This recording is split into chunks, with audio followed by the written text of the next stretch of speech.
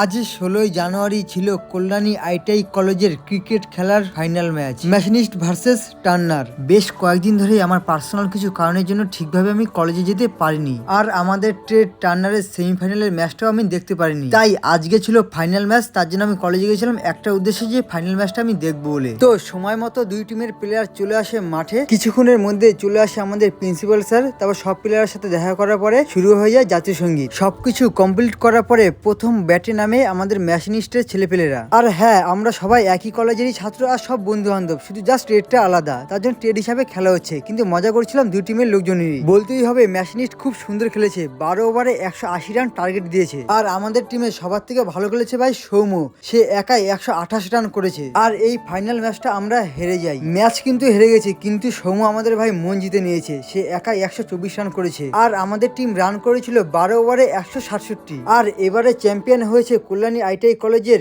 ম্যাশনিস্ট ট্রেডের ছেলেপেলেরা। আমার তরফ থেকে বিজয় সফলতার আন্তরিক শুভেচ্ছা রইল।